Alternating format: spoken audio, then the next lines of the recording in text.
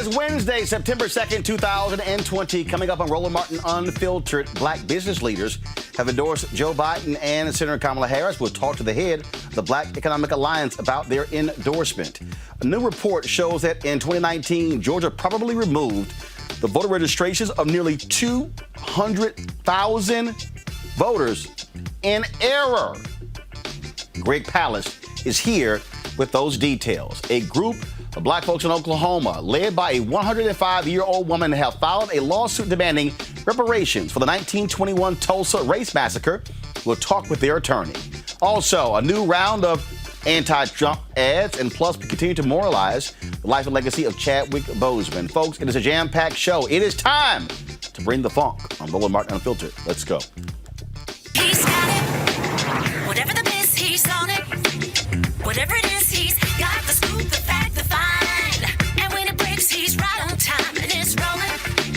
Best believe he's knowing. Putting it down from sports to news to politics. With entertainment just for kicks, he's rolling. It's on go, y'all. It's Roland Martin, Rolling with Roland now. He's funk, he's fresh, he's real, the best, you know he's Roland Martin now.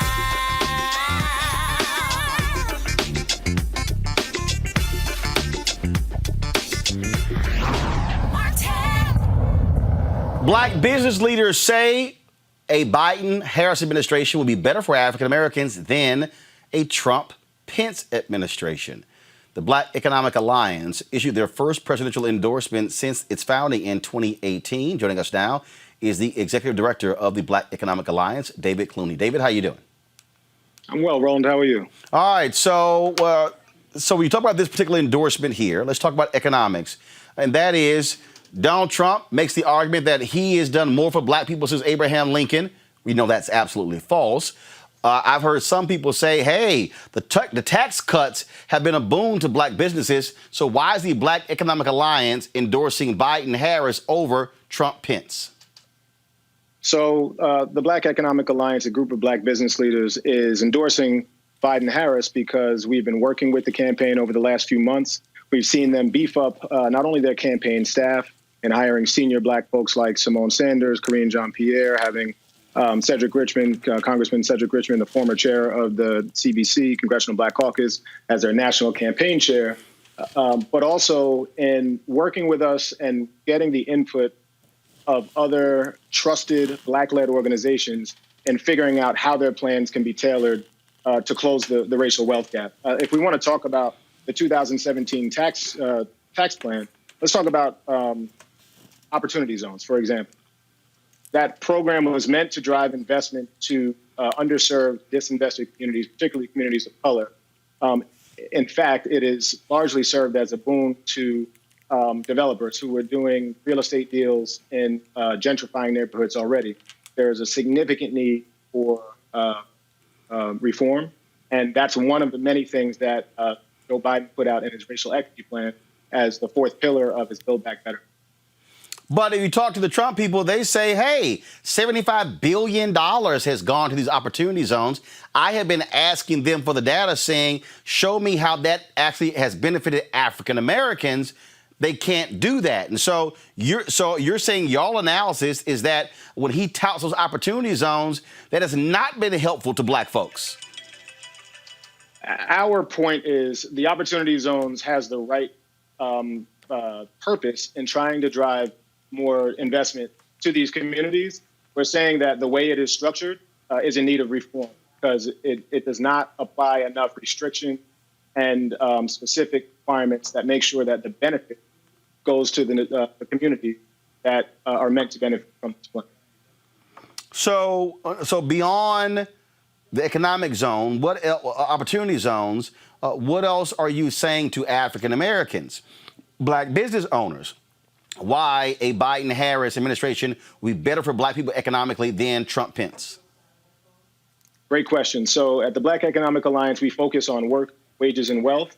All three of those things are addressed in Joe Biden's economic plans. And like I said, we've worked very closely together, and we look forward to working together going forward at real significant systemic change. I think we have a landscape now politically where we could have groundbreaking legislation and significant reform, particularly led by people who look like us, and having perhaps the most diverse administration we've ever had, given the political climate. But specifically, things like small business support. He is giving public-private partnerships or supporting public-private partnerships in an effort to increase access to capital. The Paycheck Protection Program in general, that Black business owners just do not have enough access to capital, particularly from the traditional banking system. He's talked about making a historic commitment to equalizing federal procurement, investing and boosting home ownership, particularly for communities of color and Black folks. We know home ownership is the largest builder of wealth, world wealth, things in the United States over generations. And looking at retirement security, equity, infrastructure plan that's thinking about how, both in your procurement, designing infrastructure plans, there's a specific plans on benefiting communities of color, second chance hiring. And as I talked about first, I think the political climate we have right now, we have seen real recognition from the Biden-Harris campaign that they know we have a moment that we have to respond to, and that the only way to do that is to be bold in our ask, and also to put the right people in place, like Kamala Harris, who know the Black experience and know firsthand what's needed to really move on closing the wealth. All right, then. David Clooney, we surely appreciate it. Thank you so very much for joining us. Thanks for having me, Roland. All right, my panels, Breonna Cartwright, political strategist, A. Scott Bolden, former chair, National Bar Association Political Action Committee, Robert Patillo, executive director of the Rainbow Push Coalition, Peachtree Street Project. Robert, I'll start with you. Let's talk economics here. And so, first of all, this is a group of Black business leaders. Donald Trump has tried to make the argument that he is the right person for the job, but also the Congressional Budget Office just dropped their new report showing that the federal deficit is now $3.3 trillion. It was $596 billion when Obama was president. Donald Trump has added $3.7 trillion to that. And so those tax cuts that he touts, and I've heard black business owners, Black men say, oh, that's been a boon to us, but the Black worker has not necessarily said the same thing. Well, in large part, we have to think about the fact that much of this is performative, the nature of the reforms of Trump. As in when we talk about the low unemployment rate, it was all built off of the national credit card. We're going to cut taxes at the same time as increasing spending. We're going to not articulate any plan to pay this money back. And then when anything happens to knock us off that razor's edge, we saw the entire economy collapse, and now nearly 60 million people filing unemployment claims. We have to have a sound economic and fiscal policy that is actually sustainable. No one believes that our current economic system is sustainable or something that can grow. And just as Trump talks much about the opportunity zones of what they've done for the Black community, what we have not, he also in the same breath talks about the fact that so many Black communities are in poverty, that they have not improved. We see the commercials and ads from many Black Republicans talking about the despotic hellscapes of Black communities around the country, but with no plan or articulation on how they exactly are going to fix it. So people have to get out of the performative nature of public policy and dig down and ask for the dollar and cents numbers on what needs to be done to ensure that we have the economic prosperity that's been promised by this administration and others before it. When you look, Breonna, when you look at this, again, they are making a financial decision here, the Black Economic Alliance. And so what kind of impact do you think it could have in speaking to Black voters? Donald Trump has made it clear this administration wants to target Black men specifically. They think they can get 20% of Black men voting for Donald Trump. How do they make the argument that, you know what, it actually Trump-Pence has not been a boon to Black people economically? Right. I think that it's very important that the Black Economic Alliance endorse Biden, Harris, and Trump has been horrible for Black businesses. The coronavirus outbreak has been extremely tough for Black businesses. Even with the PPP and the economic injury disaster loan, programs in Black businesses have had a more difficult time getting these federal relief programs. An example would be in D.C. at Finch Chili's Bowl.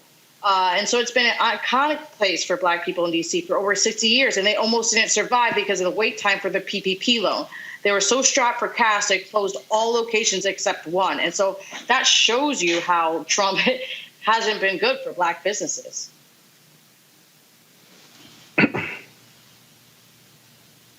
Scott, go ahead. Yeah, you know what I really like about BEA, and pardon me? Go ahead. You're live. Go ahead. What I like about BEA is, and I'm a big contributor to theirs, is that they have not only corporate dollars, but sizable wealth of its Black members and board members, and they give money to those who are going to give and invest and select Democratic candidates or even Republican candidates who are going to fulfill their economic agenda, their economic empowerment. There's no other organization like it. Secondly, the problem with Donald Trump, and even when he talks about lower Black unemployment, the problem with him is that he has no targeted urban agenda to not only empower Black people, but let alone Black businesses. If you look at the unemployment that went down to 3, 4, 5%, well, white unemployment went down and so did Black unemployment, but the gap between Black and white's unemployment numbers never changed, which means he did nothing to close the gap because he hasn't targeted them as part of his urban agenda, let alone implemented or invested anything in closing that gap because he's not interested. Those two things have to happen under Biden-Harris. And what BEA is saying is it is more likely that they can keep Biden-Harris accountable in directing Black economic empowerment, not only in the urban centers, but all across the country. We'll have to see. Look, the bottom line is Trump is going to try to make an economic argument to African Americans, especially Black men. Robert. But he can't, though. He can't. Well, You're right, but he can't. No, but here's the deal, though. Scott. The Quinnipiac, their poll came out today. It is showing 11% Black support. He got 8% in 2016. Again, Robert, the Trump campaign, I've heard it from this White House directly. They believe they got 13% of the Black male vote. They believe that they can push that to 18 to 20%. So how does Biden-Harris? I get all of the attention folks had on Black women, but the reality is this here. The New York Times had a story the other day. You cannot repeat the Obama winning coalition without Black men. Robert, what must Biden-Harris say specifically to Black men to get their votes in November? Well, one, they have to articulate a message that actually benefits the African-American male. Quite frankly, what Donald Trump has done is do a very good job of appealing to men in the campaign generally, and then specifically to Black men. I can name more Black male surrogates for Donald Trump than I can now name Black male surrogates for Joe Biden. When you see interviews of Black conservatives, you have Bruce Lavelle, you have Paris Denard, you have Deontay Johnson, you have Malik. I can rattle them off. I don't know a Black man who is speaking on the side of Joe Biden on a regular basis besides Cory Booker. I also think that the first thing that Democrats' mouth can no longer just be criminal justice reform when we talk about the needs of African-American men. Not all of us are criminals. Not all of us, that's our first agenda item. And quite frankly, they have to make sure that they're articulating this in a way that is that we can actually repeat and that we can hold them accountable for, instead of simply going to the old tropes. They've just launched the the Shop Talk series with the Biden-Harris campaign, so they are making some efforts to reach out. But I do think that you can't just try to ride the Black girl magic train across the finish line. You're going to have to reach out to brothers. And when you go to barber shops, when you go to the grocery store, when you go to your fraternity, when you go to play basketball, whatever you're doing, not many people, Black men, are super excited about the Biden campaign. I think they have about 30 days to fix that. But Roland, they're not excited about it because Biden-Harris aren't talking to them about it. They're talking at them. That's first of all. Second of all, I got to tell you, I think I may have told you this story. In 2016, the janitor in my building said to me after Trump won on election night, he said, "I voted for Trump. I said, are you nuts? He said, nope, I'm not nuts.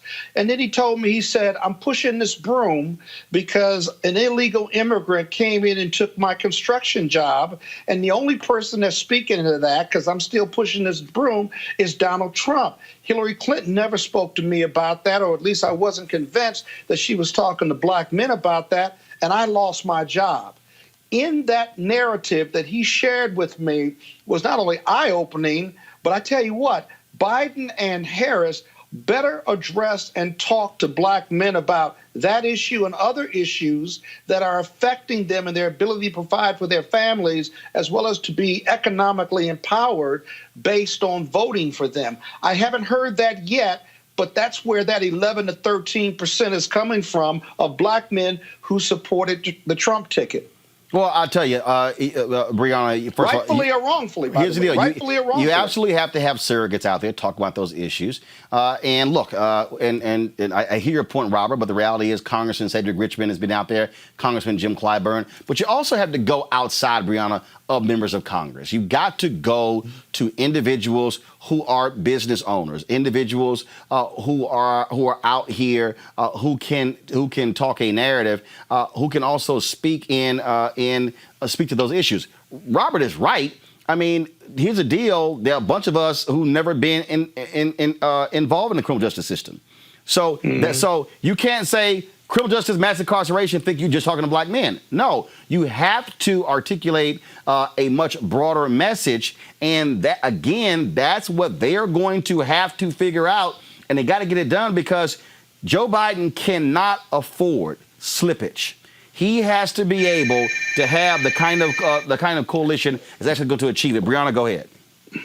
Yes, I totally agree that it can't just be Congress members. However, there is Black Caucus men who are helping within this. Specifically, he has 300 Black ministers nationally that's helping propel the message and being surrogates. And so I think it comes in different aspects within our community. And as we talked about for businesses, but through the church, I do think that there is a heavy target on black women, as we've seen, and we love Kamala, and it makes sense in itself that the past few weeks, Joe Biden has put Kamala Harris out in front in terms of messaging and what a Democratic White House will do in regard to economic policy, small businesses, and jobs. And so I think concentrating on the labor aspect of our nation and how we can get it better will really drive home a lot of the issues that we're seeing, as a black man or as a black woman. And there are definitely surrogates, but we see that he's targeting black men by pardoning, just the way that he targeted immigrants by doing the citizenship randomly during the RNC, which I don't know what it had to do with anything. So, if people are going to take the symbolic gestures to go over there, that's kind of like hard to fight. But I think people are looking for more than just symbols and they want action. And the last 4 years have shown how he does not help Black America. I got you. And I think that's very important. But Roland, real quick, I do think there's that immigration issue when it comes to black men. Robert, go ahead. Well, actually, the immigration issue is a big issue with black men. I can tell you that going back to when I did. Look, I can go back to 2008 when I had my radio show on WVON when that issue came up. How that was a major issue with the callers. But Robert, go ahead. Well, I think one of the things that's important is there is no current Biden elevator pitch to black men. That if I was to say distill down what Joe Biden's going to do for African-American men in a 30-second pitch, most people can't. I think until the Democratic Party is able to articulate something along those lines, it's going to be very difficult to not have Donald Trump get that 20% of the black vote. Because even if it's disingenuous, a lie will travel halfway around the world before the truth can put on its pants. And they just keep hammering unemployment, First Step Act, opportunity zones, and then roll out the black surrogates. That is enough to get you over 20% unless there's a strong counterpunch from the Democratic Party. Folks, it is 61 days until Election Day. And, of course, our goal is to get you focused on that. Make sure you go to vote.org to double-check your registration, to register to vote. You can also fill out the 2020 census. Why is that important? Because of this. In 2019, Georgia purged nearly 200,000 people from the rolls in error. The American Civil Liberties Union of Georgia released a report by the Palace Investigative Fund titled Georgia Voter Roll Purge Errors.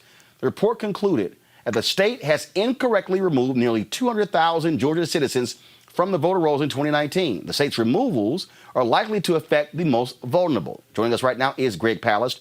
Greg, glad to have you back on Roland Martin Unfiltered. 200,000, that easily sways an election. You think losing 200,000 voters might affect the election? Yeah.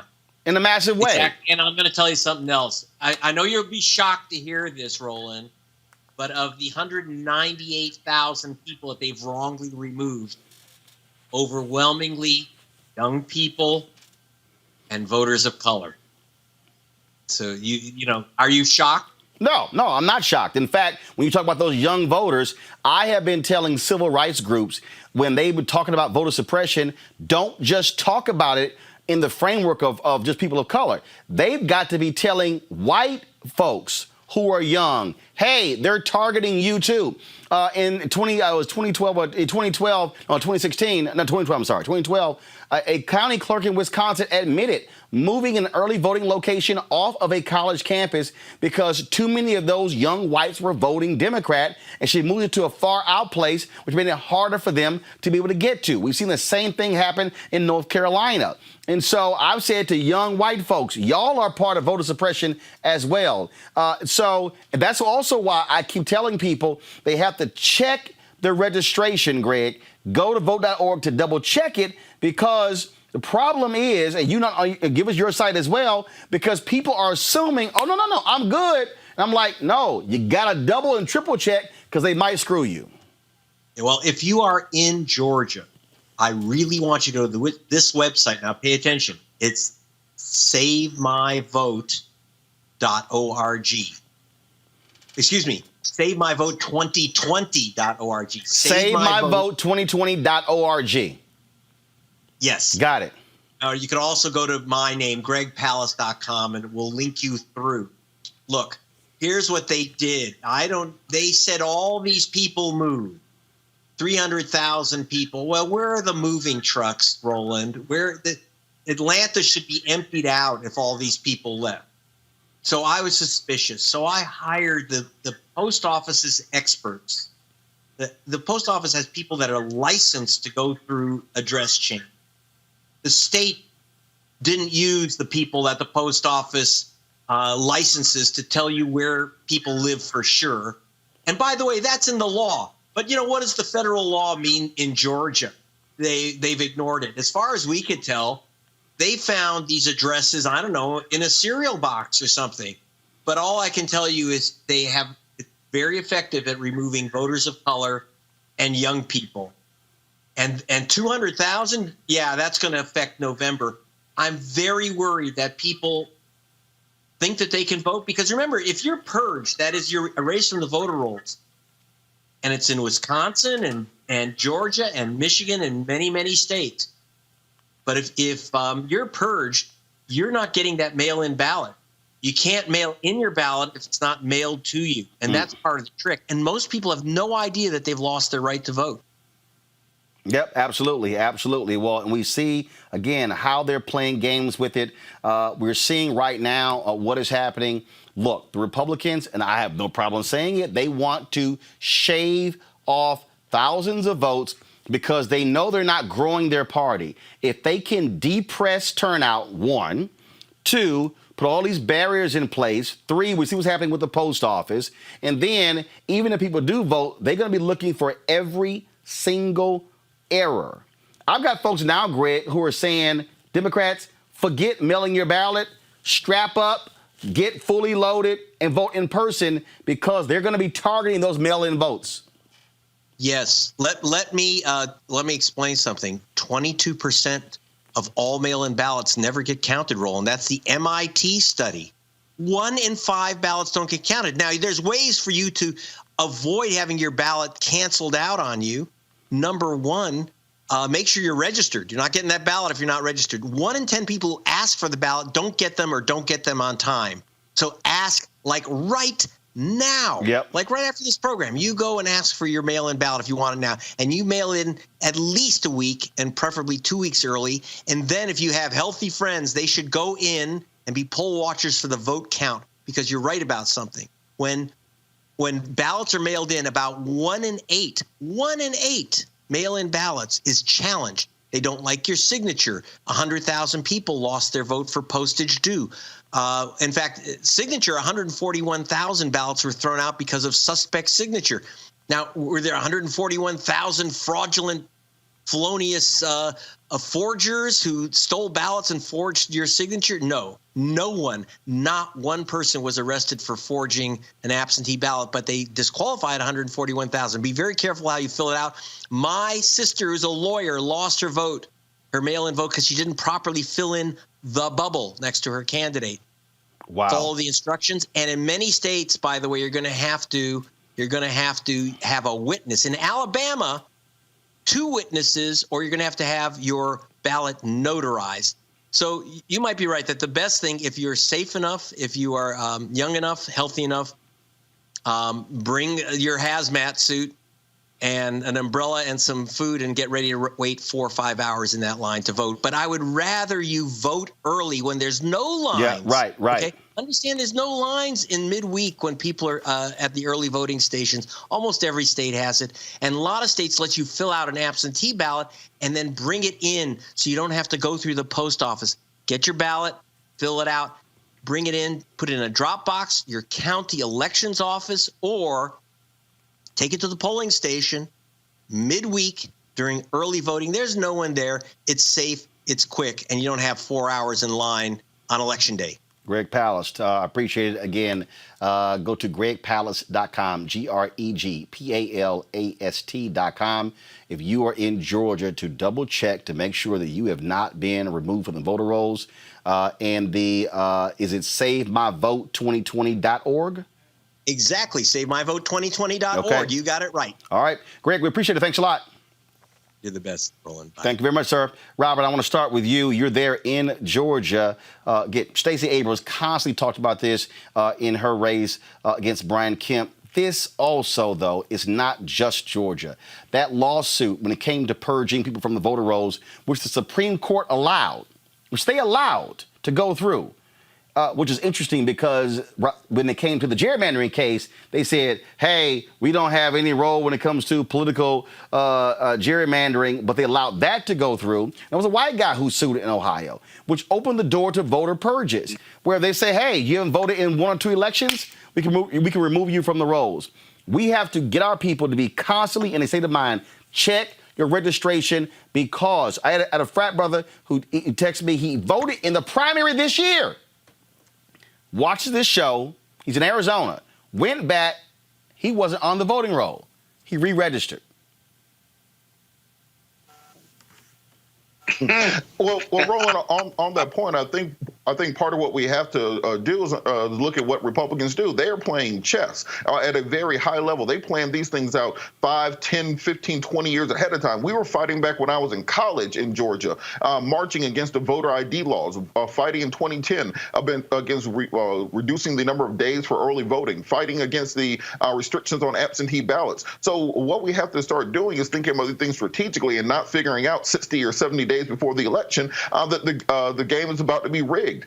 We are going to have to get these Democratic groups and these left-leaning groups to put the necessary money into elections, put the necessary money into getting people to fighting against voter suppression on the far term, and not simply waiting until a couple months before to understand the game is being rigged against us. And in the meantime, we have to put the money into community-based organizations that are fighting to protect the vote. Brianna? Can't see you. Can't hear you. I'm sorry, but can't hear you. I think you're muted. Unmute yourself. There we go. Georgia, there we go. Sorry about that. Georgia's under Republican control. It's a laboratory for stealing democracy at this point. And it's crazy to think that nearly 200,000 people in Georgia were removed from the voter file under the pretense that, they had moved. In fact, that they did it. So it makes up 63% of the people who are removed as registered voters. That's scary. And, who gets held accountable for this? Absolutely nobody. We've seen it now over and over and over again. We've seen it in different states. It's going to get worse. We need a lot of people on deck. I do like the suggestion. I know more states were ramping up of putting drop boxes instead of mailing. But, Republicans, have been targeting disenfranchisement for a while. That's how Stacey Abrams lost her election, little over 50,000 votes. And Republicans control the state. And so it's even crazier that, the reported number of voters who are legally removed to be even higher, as this number doesn't include those who moved within their district, who actually did move. And so someone, could have moved from apartment A to apartment C in the same building, and Georgia would have removed them from the list of registered voters, which is insane. And so we do need to make sure that we're equipped. I do know, I think it's, I can't remember, but I do know that there's now a store that's going to have their workers be poll workers. We need more poll workers. That's the gap. Old Navy. I'm sorry, Old Navy.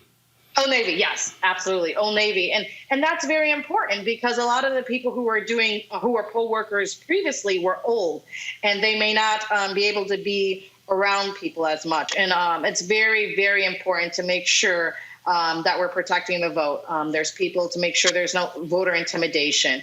And so we've been ramping up on that. And I think it's very important to make sure today that you go to make sure that you're still registered to vote, and that you, that if not, you get registered to vote, because in some states, starting this month, you're going to receive a ballot if you're doing absentee. So, it seems like it's early, but for some states, it's really not. It's almost voting time. So we need to make sure that we're on the rolls and that we can vote. Scott, bottom line is this here. Again, part of our job is to ensure that you don't get caught up in the web. So to Greg's point, 22% of mail-in ballots are getting thrown out. Bottom line, if you're going to vote by mail-in, check everything. Check full name, check your address, do everything exactly the way it's supposed to go to ensure your ballot is going to be counted. Yeah, I listen to all of these messages, and they're all out there, and we're all saying the right thing. I often wonder how many people of your frontline voters or your average voter are really listening, right? They say to themselves, how hard can it be to vote? I got it. I'm going to cross my T's and dot my I's, and I'll get there, and so forth and so on. And I guess my message to them is that, no, this is not going to be easy. We're running against three different opponents as Democrats. We're running against the GOP and Donald Trump. We're running against foreign interference in our democracy. The reports have come out on that. And then we're running against voter suppression, not only in swing states, but all around the country, and not just in the South. And so the Democrats, regardless of us being up 10 to 12 points, if you will, or even 7 points, run and vote like you're down 7 to 10 points. Vote early, do it the right way. Or as he said, I love the idea of your last guest. He said, fill it out, right? And take it down early in the middle of the day when nobody's there and do your early voting. That's a perfect scenario for those who may be elderly, those who are middle-aged, and even young people, despite COVID. And it's healthy, too, if you do it that way with your mask and what have you versus these long lines and stuff. We got to pay attention on this one, right? Because our life and our future and our future of our country literally depend on it. And so we've got to treat it that way. And I hope everyone watching and their families treat it that way, because it's super serious business. It is nothing to sleep on. But here's the deal, though, Robert, they are listening. They are listening. I mean, I get the emails. People have gone back and checked. But here's the piece. You got to do it every day. Look, mainstream media, they aren't doing what we're doing, okay? They're not doing this, all right? Mainstream media, it was that case at CNN. They were working on a voter suppression documentary that was going to air in October. I was like, what the hell are y'all doing? The registration's already passed. I'm like, you should be working on voter suppression stuff long before the registration deadline. No, this has to be a constant deal. We got to, every single day, every person who is listening, the nearly more than 4,000 people who are watching live on YouTube, the more than 1,000 people who are on Facebook, the people who are on Periscope, you got to, again, all I'm simply saying is, folks, it takes 2 minutes. Go to vote.org, double check, make sure you're still registered. If you're not, click the registration. You can register right there. We have to be in that constant state every day, Robert, every day, every day, every day. Well, a big part of it is understanding Robert, go ahead. A big part of it is understanding demographics. We're talking about Georgia. Let's remember that Georgia is a state that is 35% African American. That's 10% Latino. That's 5% Asian American. 52% females. Everybody knows Atlanta has a humongous LGBTQIA plus population. But instead of us harnessing that, instead of us focusing on making sure we can get those turnout numbers, often what the Democratic Party does is try to get those South Georgia farmers in Cairo who voted for Jimmy Carter and think that they can get them back to voting Democrat. No, focus on getting the people who like you to get out there and vote instead of trying to find this elusive white working class vote, as Donald Trump says, suburban wife, to come back over to the party. Focus on the people who are going to vote for you. Put out messaging that motivates them, and more importantly, ensure that you can get all of their votes counted. That regardless of what the rules are, know what the rules are, and then put money into getting those people to the ballot box. It's not that hard, but for some reason, I think Democrats are wed to this idea of the 1950s that the truck drivers and factory workers and the white working class voters are going to come back to them. When you can, if you double down and investigating African Americans to support you, putting in messaging, putting in the dollars, then you can win with that. Folks, let's go to Tulsa, where a 105-year-old black woman leads a group of Oklahomans to filing a lawsuit against the city of Tulsa. They're demanding reparations for the 1921 Tulsa race massacre. Nearly 100 years ago, a white mob destroyed the booming business district in the black neighborhood, killing up to 300 people. The lawsuit affirms that the massacre is responsible for racial inequality in Tulsa today. Joining us right now is Tulsa attorney Demario Solomon Simmons. Demario, so first of all, this has been a case, I've covered this for years. Professor Charles Ogletree, y'all pray for him. He's suffering from Alzheimer's. Johnny Cochran and other black lawyers were working on this particular case. The state of Oklahoma, they apologize, but have not done what was right when it comes to financial. And that is, and there were more survivors who were alive when this thing 15 years ago, and they've been fighting this thing for the longest. You're suing for this one. You're suing the city, not the state. Explain. Well, thanks, Roland, for having me on, and thank you for invoking my mentor, Charles Ogletree. I started my legal career 16 years ago as a baby lawyer, working with he and Johnny Cochran of the Reparations Coordinating Committee on the federal case. And as you know, that case was kicked out of court by the 10th Circuit and ultimately not heard by the Supreme Court in 2005. Our lawsuit is much different, and we feel much stronger about our chances moving forward this year because we are actually following our case in the state court system, utilizing the Oklahoma's powerful, very powerful public nuisance law. And our public nuisance law, you may have remembered just last year, the state of Oklahoma sued the opioid companies, Johnson & Johnson, and received a $525 million verdict, utilizing the same theory and law that we're utilizing, which is a public nuisance theory. So by suing the city, now this becomes a state lawsuit, not a federal lawsuit. Well, we're suing, the defendants is actually the city, the county sheriff's office, the Tulsa, what's called the Tulsa Development Authority, and the Tulsa Metropolitan Planning Commission, and also the National Guard. So we have 6 defendants that we're actually suing.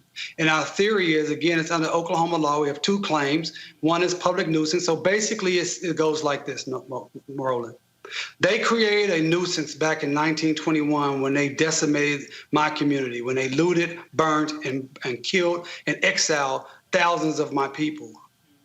They have not done anything to abate or repair that nuisance since that time. In fact, they've only exaggerated the nuisance and made it worse over the time, to the point now in Oklahoma and North Tulsa, the average person the black Tulsans live 11 years less than white Tulsans. And some of the more impoverished zip codes, that's like 17-year difference in life expectancy. And so utilizing this public nuisance law gives us the opportunity, we believe, to finally get this case in front of a court on its merits and not get kicked out on a procedural statute of limitations argument. Our second claim is unjust enrichment. We're alleging, and we can prove and will prove, that those same entities that I've named that created the nuisance, that destroyed and killed our people, are now benefiting from the disaster that they created. They are now utilizing Black Wall Street and the 100-year commemoration as a brand to sell, to create tourism that benefits them and not those who suffer. All right. We certainly appreciate you joining us. Good luck in this lawsuit, and we'll certainly be covering it in the future. Appreciate it, and ask everyone go to justiceforgreenwood.org. That's justiceforgreenwood.org, and sign up for regular updates. All right, sir.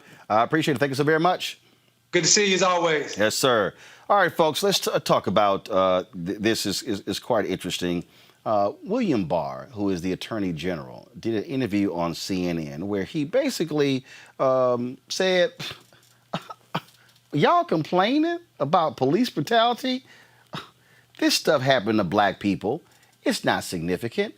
Listen to this. No, I don't think they're two justice systems. I think the narrative that that the police are on some epidemic of shooting unarmed black men is simply a false narrative, and also the narrative that that's based on race. The fact of the matter is, it's very rare for an unarmed African American to be shot by a white police officer. There were 10 cases last year. 6 of them, the suspect was attacking the police officer physically. So these are rare things compared to the 7,000 to 8,000 young black men who were killed every year. Because you've said you don't believe there's systemic racism in the justice in our justice system among the police, but you did say this. You did say, I do think it is a widespread phenomenon that African American males in particular are treated with extra suspicion and maybe not given the benefit of the doubt. No, I don't think they're two justice systems. I think the narrative that Scott, Bill Barr is arrogant. Bill Barr is arrogant as hell. Mm-hmm. For Bill Barr to say, "Oh, there were only 10 cases last year," what in the hell world is he living in? And if you look at the proportionality, which is what he forgets, that we make up 10 to 13% of the American population. And proportionally, black men unarmed are shot at a much higher proportion than white men and women are by the police. That the proportionality of how we are stopped and harassed and abused by the police, whether you report it or not, proportionately, that number skyrockets. The suspicion of white people versus black people in this country. Every black man has a story about being abused by the police. So how can you say that's a false narrative comparatively or proportionally speaking? And then where are all the videos of the police abusing poor white kids and women or wealthy white kids and women simply because they aren't suspicious of them? Where are the videos where the police have pulled out their gun and walked up to a car driven by a white person in this country? They simply do not exist. And by the way, the people perpetrating violence and breaking the law in Portland and Kenosha and Minnesota over George Floyd or Jacobs, right? It's white people perpetrating it, including white people murdering other white people in the presence of the police. That's manifest evidence that what he is saying is borders on the nonsensical or is just purposeful denial to create another false narrative, right? And so the president and this and his AG are just completely off base here. And again, this false narrative so white people or white Republican voters can feel some level of comfort when the root is either racism or what I call blue racism then. Here's another lie, Brianna. When the issue of mail-in voting came up, watch this. there are several states that only have mail-in voting, including a Republican Well, state this like is Utah. playing with fire. This is playing with fire. We're a very closely divided country here. And if people have to have confidence in the results of the election and the legitimacy of the government, and people trying to change the rules to this methodology, which, as a matter of logic, is very open to fraud and coercion, is reckless and dangerous. And the people are playing with fire. Well, I will point out there are 5 states that only have mail-in voting, including Utah and Colorado, Washington State, Oregon, Hawaii, and they've reported over the years they've had virtually no problems. But who's trying to change the rules right now? I would say the people who want to go to mass mail-in ballots. But you understand why. There is a coronavirus pandemic. There are several states that only have mail-in voting, including a Republican Well, state this like is Utah. playing with fire. This is playing with fire. Here's the We're deal very here. close. Here's the deal. It's real simple here. Brianna, I don't trust a damn thing that Bill Barr says. Not a damn thing. Bill Barr will lie for Donald Trump all day, every day. Yeah, that's very smart of you. You shouldn't, and no one really should. Barr is controlling the narrative, and so is Trump. So the truth does matter. If we do not have media attention around this, then we fail. And it's hard, and that's why we're trying to push the narrative now, and that's why we protest. Last week, there was a march on Washington. There was a lot of people despite COVID, and we're trying to keep that relevant and realizing the numbers. But the RNC literally said that there is no racism at all, right? That was just last week in the convention. And, Biden is addressing it, but, we have to inform the public on it.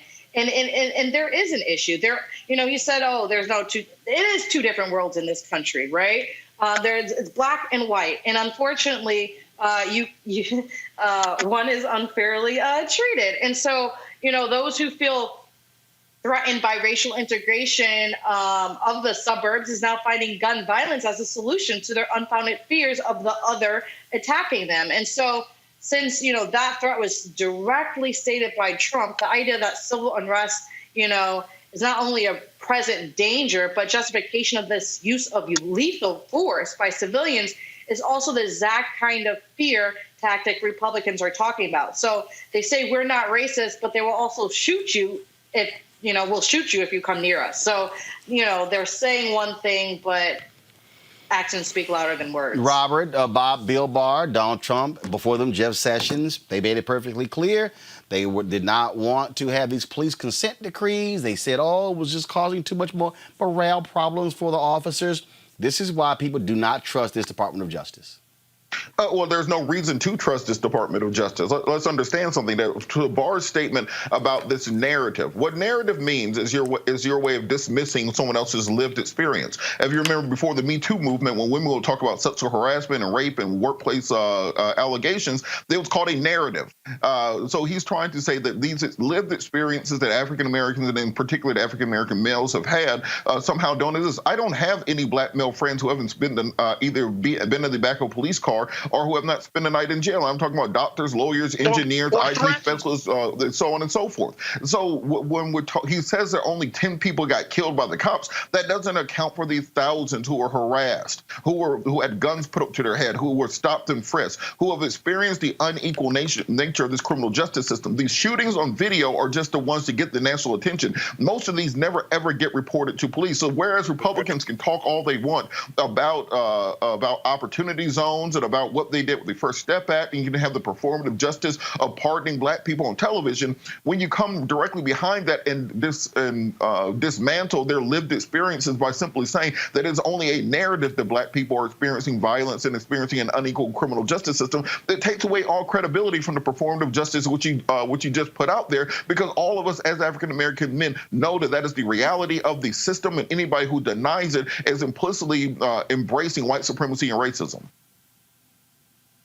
In fact, one of his other quotes was this here, Scott: if anything's been baked into the system, it's a bias toward non-discrimination. What the hell legal world is this dude living in? It's baked in that bias towards non-discrimination. What does that mean? Does that mean that the system and the police and the institutions in this country are so focused on non-discriminatory action or race-neutral actions and words that we've eliminated bias and racism from the narrative, from our institutions, and from the country? We live in two worlds, one black, one white. And so the last person I'm going to take advice from on what racism is and its definition and how we live in our black world, if you will, and how we're perceived, is someone that doesn't look like me. And he doesn't look like me.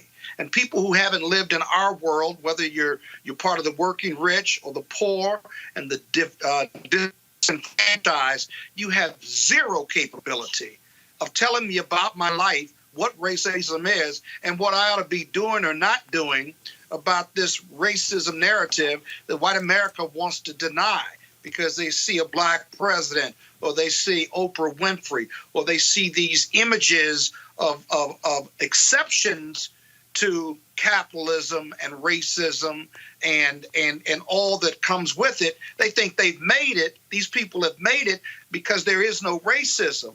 But those people who are doing well, professionals as well as the very wealthy and the working rich, have made it, however you define it, despite racism, despite oppression, that despite the fact that race is the tie that binds us. Economics may separate us, but race is the tie that binds us. And we've made it, however you define that, despite racism, not because of it or because it doesn't exist anymore. These are fundamental difference between how people, black people and white people, perceive this country because our experiences are substantially different. And you can't own your experience or own my experience if you've never been in my experience. So stop denying racism. Well, and stop telling me what racism is for me as opposed to white America's view of it, which is all forgiving.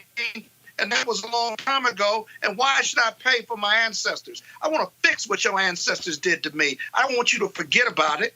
Fix it. But Barr ain't going to do it. So I have no trust in Bill Barr. Folks, got to go to a break. When we come back, we'll talk about the latest round of anti-Trump ads. Also, we'll talk with Jacob Blake's father. He'll be joining us along with attorney Ben Crump right here on Roland Martin Unfiltered. Back in a moment. You want to support Roland Martin Unfiltered? Be sure to join our Bring the Funk fan club. Every dollar that you give to us supports our daily digital show. There's only one daily digital show out here that keeps it black and keep it real as Roland Martin Unfiltered. Support the Roland Martin Unfiltered daily digital show by going to RolandMartinUnfiltered.com. Our goal is to get 20,000 of our fans contributing $50 each for the whole year. You can make this possible. RolandMartinUnfiltered.com. As our community comes together to support the fight against racial injustice, I want to take a second to talk about one thing we can do to ensure our voices are heard. Not tomorrow, but now. Have your voices heard in terms of what kind of future we want by taking the 2020 census today at 2020census.gov? Now, folks, let me help you out. The census is a count of everyone living in the country.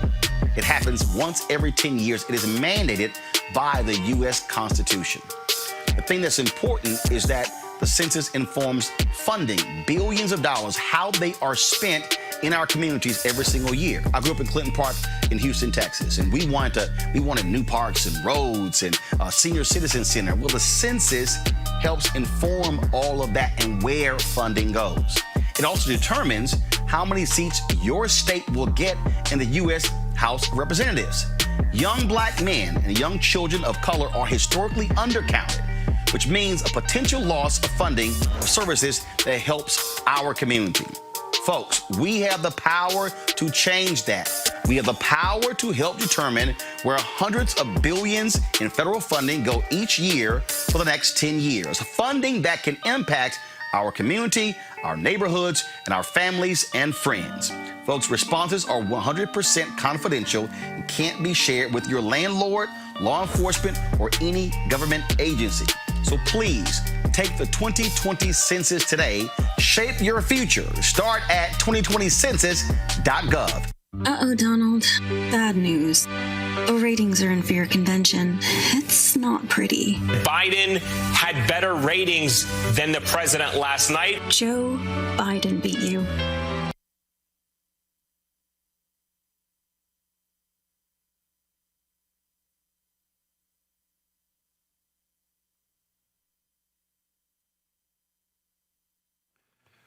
All right, folks, having an issue there technical-wise. I want to go ahead and play those from my iPad. The folks at Lincoln, the Project Lincoln, they continue to go after Donald Trump with his craziness. You know, he was whining and complaining about how his ratings were larger. Well, fact of the matter is, Joe Biden and Senator Kamala Harris, they had much larger ratings when it came to their convention, and so what you're looking at here is again, Trump trying his best to change the narrative. Let's just say it doesn't really work that way.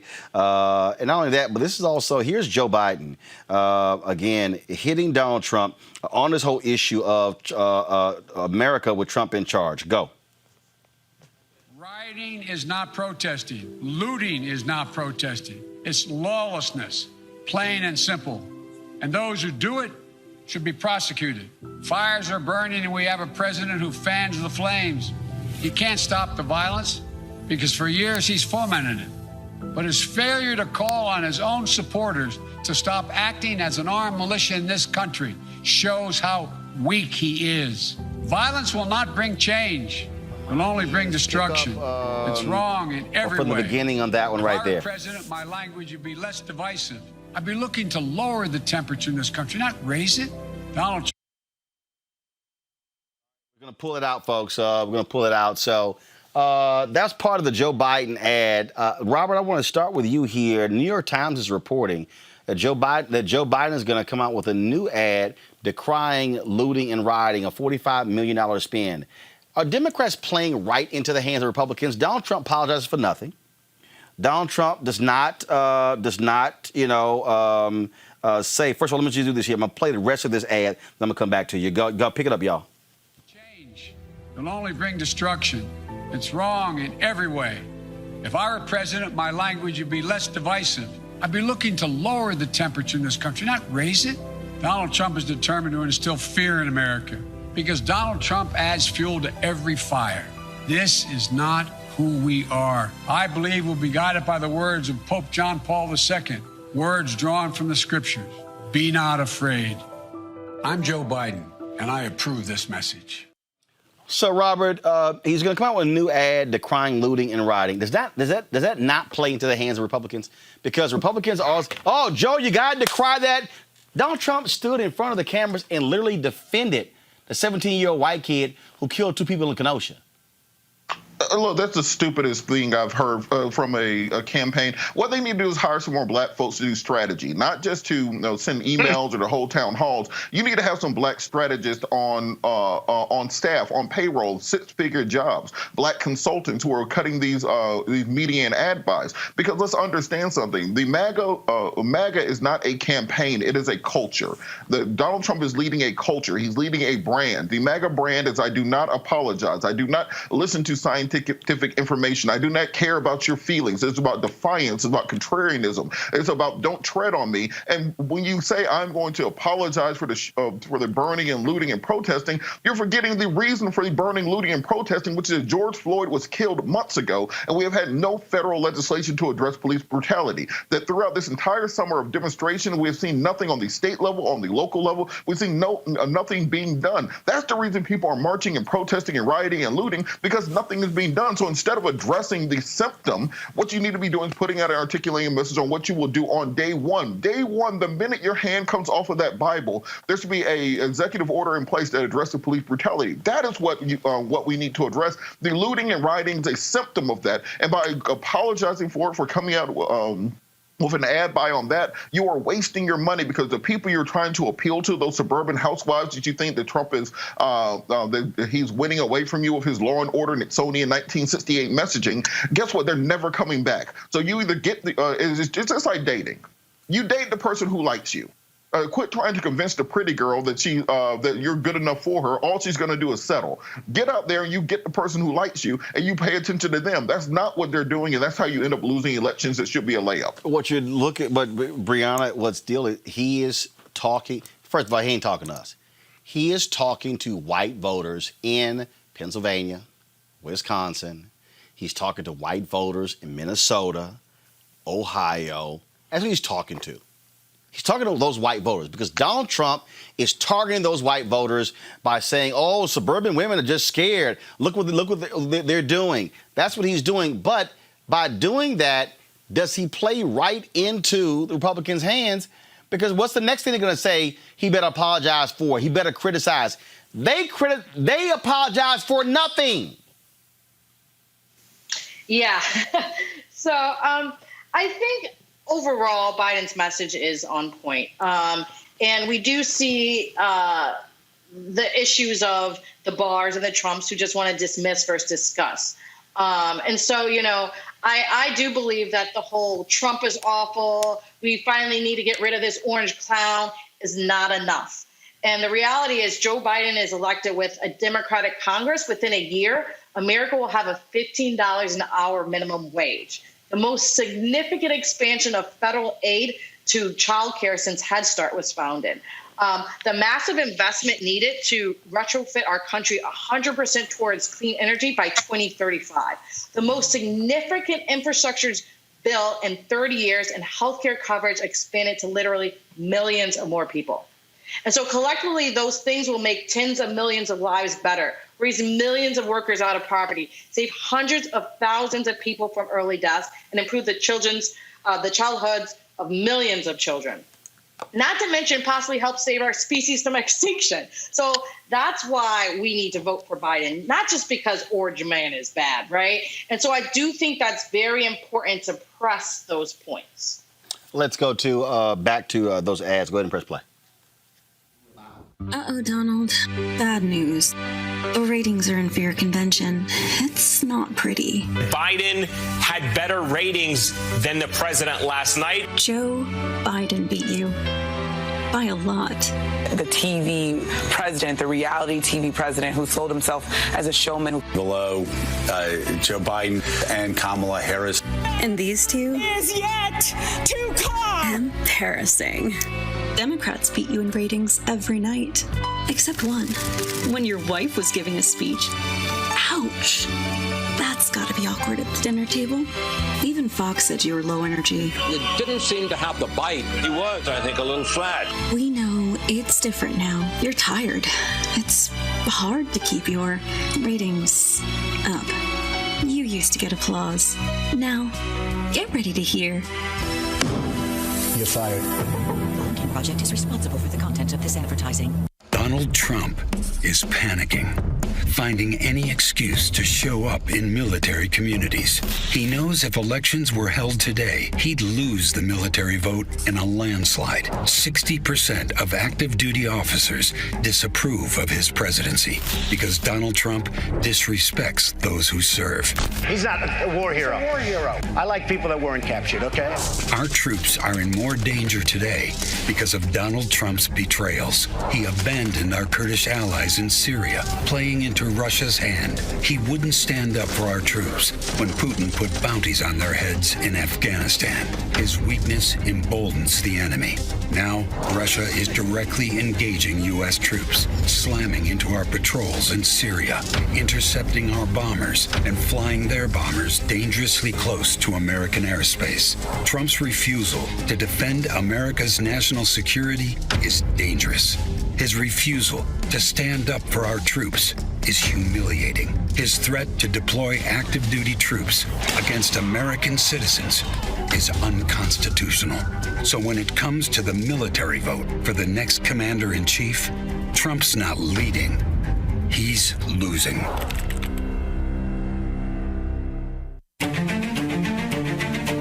Environmental pollution contributed to the deaths of about 9 million people in 2015. That's nearly 15 times as many deaths from war and all forms of violence. A newly released government report is revealing the dire consequences of climate change. Human activity is causing climate change in the world, and that is an irrefutable fact. I'm announcing my plan for clean energy revolution. Clean energy is a job engine. It helps to create a more resilient economy across the country. Today is a historic day in the fight to protect our planet. The Paris Agreement. The United States and China joined that agreement together.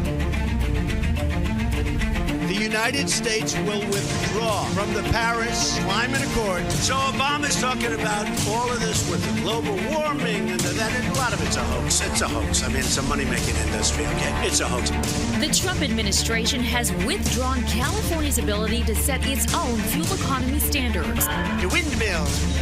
And if it doesn't blow, you can forget about television for that night. President Trump has taken unprecedented action to roll back environmental protections. He has repealed regulations that protect water, air, and land. Unravel the protections that will save billions of dollars and thousands of lives. Largest attack on U.S. climate action in history.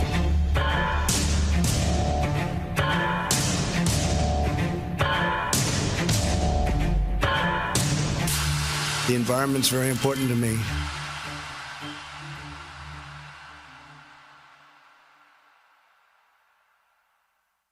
I want to make it absolutely clear. Rioting is not protesting. Looting is not protesting. It's lawlessness, plain and simple. And those who do it should be prosecuted. Fires are burning, and we have a president who fans the flames. He can't stop the violence because for years he's fomented it. But his failure to call on his own supporters to stop acting as an armed militia in this country shows how weak he is. Violence will not bring change. It'll only bring destruction. It's wrong in every way. If I were president, my language would be less divisive. I'd be looking to lower the temperature in this country, not raise it. Donald Trump is determined to instill fear in America because Donald Trump adds fuel to every fire. This is not who we are. I believe we'll be guided by the words of Pope John Paul II, words drawn from the scriptures. Be not afraid. I'm Joe Biden, and I approve this message. That was a Biden ad I was talking about. That Vote Vet ad is kind of important, Scott, because according to the Military Times, Trump has seen a 20-point drop in the military support. More military folks are supporting, more active duty military people are supporting Biden over Trump. Interesting. Yeah, I like that ad a lot because it was factual, it was hard-hitting, and it showed the visual with him and Putin, who we all know he will never challenge us, even stood down to. That's very embarrassing to conservatives who support the Lincoln Project. There's so much material to fact-check Donald Trump on. He's told over 10,000 lies for the last 4 years or 3.5 years or 3.5 plus years.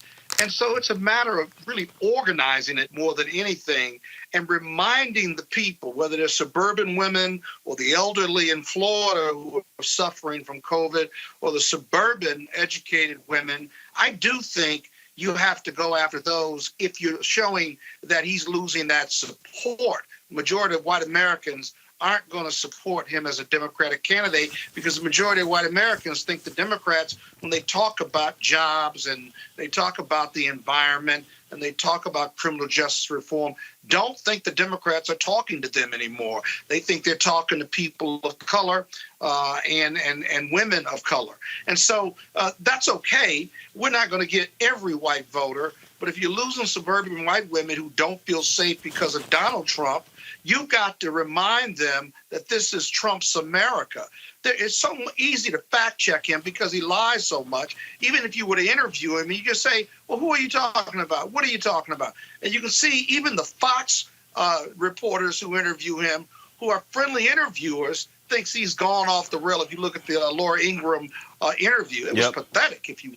So as a result, I'm just saying, I think Biden's got to stay focused on not only his message, but he's got to remind the voters of what a liar Donald Trump is and what destruction and degradation he's brought to the country. Brianna, earlier you talked about the environment. This is an ad that targets Donald Trump as polluter-in-chief. Environmental pollution contributed to the deaths of about 9 million people in 2015. That's nearly 15 times as many deaths from war and all forms of violence. A newly released government report is revealing the dire consequences of climate change. Human activity is causing climate change in the world, and that is an irrefutable fact. I'm announcing my plan for clean energy revolution. Clean energy is a job engine. It helps to create a more resilient economy across the country. Today is a historic day in the fight to protect our planet. The Paris Agreement. The United States and China joined that agreement together. The United States will withdraw from the Paris Climate Accord. So Obama's talking about all of this with the global warming and that. And a lot of it's a hoax. It's a hoax. I mean, it's a money-making industry, okay? It's a hoax. The Trump administration has withdrawn California's ability to set its own fuel economy standards. The windmill. And if it doesn't blow, you can forget about television for that night. President Trump has taken unprecedented action to roll back environmental protections. He has repealed regulations that protect water, air, and land. Unravel the protections that will save billions of dollars and thousands of lives. Largest attack on U.S. climate action in history.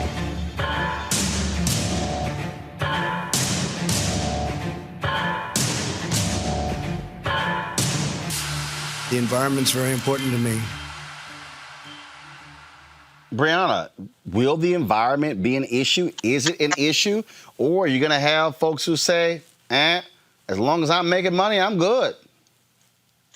The environment is a huge issue. And we can see that the Republicans have said that global warming hasn't existed. And so I think, really targeting the difference between, what we're going to do and what we're going to change is important. It does affect urban communities. We spoke about that and how we, need to talk more to Black men and so forth, because, if global warming happens and you're, can't pay the bills and so forth, that old person could have a stroke, right? There's so many issues. If it's concrete jungle, it will warm up more. And I don't think there's been that much of a tie of the urban community and the environmental issues, and more of a tie of the environmental issues and how we can help it with jobs, right? The Blue-Green Alliance. And so I do think it's very important. And I do think those ads show how Trump is a liar. And I think it shows his mental fragility. And I think that's very important because we want change. And so within that, you have to assess what's been done in those 4 years. And if all of those are lies, how are you going to trust that we're going to fix the issue, going up, taking us away from the world and fixing the issue instead of bringing us together? And I think that's really one of the strong things that I've seen within this campaign is that, Biden can really focus on foreign affairs and rebuilding our standing around the world and serving as a peacemaker in chief to cut compromises with Congress, while Kamala and others can be fully empowered to work the inside game and, rectify the economic mess and address the climate crisis. And so it gets us out of this post-COVID world. And so, some may know, coming from Michigan, there's still the water issue in Flint. It's been years and people still have to drink out of bottled water. And so this needs to change immediately. And so it is important to assess the environment and who can be a better person for our environment. And then we have the issues with the schools and the ventilations, and they're being tremendously behind and wanting to put, the kids back into school and not clear the air ducts and PPE. And so there's a lot of issues, and that goes around the environment. I don't think a lot of people understand how it's interconnected in a lot of different places in our lives. All right, then, Robert, you were talking about Democrats going after Republicans. Don Winslow, who is an author, he's been putting his own ads out. Watch this here. He calls his hashtag open letter to Republicans. I could stand in the middle of Fifth Avenue. Everyone says that no one can talk to you. And shoot somebody. Everyone says nothing we show you will matter. I wouldn't lose any voters, okay? They say video, pictures, audio recordings, none of it matters. When you're a star, they let you do it. You can do anything. But like millions of people, I keep thinking something will turn you around. I thought children in cages would do it. I thought Russian bounties on U.S. soldiers would do it. Those are our soldiers. I thought 180,000 dead from a virus that could have been stopped would do it. It is what it is. I was wrong. So maybe it's not that you don't hear us. Maybe it's just that you don't care. We're libtards, we're fake news, but we live in the same neighborhoods. We walk the same streets and our kids go to the same schools. Let's just deal with some facts. Mexico never paid for that wall. It was a lie. Trump never delivered a medical care plan to replace Obamacare. It was a lie. Trump promised to release his tax returns.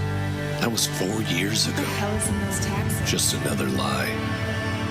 How many times does a person have to lie to you before you stop listening to them? 17 U.S. intelligence agencies said Russia interfered with the 2016 election. That happened. He holds the Bible in his hands while burning every verse in it. Trump tells you that the press are fake news and enemy of the people, so you won't believe anything they say. You are fake news. But you know you can go to YouTube and watch a raw video for yourself. Or is YouTube part of the deep state? What happened to the Republican Party? Ronald Reagan must be rolling over in his grave. This is not America, and scaring the hell out of you every day is not leadership. It's just marketing. On November 3rd, you can end the chaos.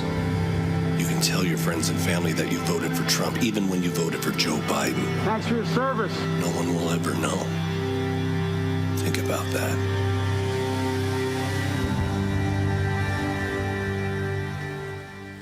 Robert, do you think Republicans? Do you think Republicans are going to abandon their party? Now there are some. There's a Republicans against Trump Twitter feed, but look at the polling data. A ton of them says they don't give a damn.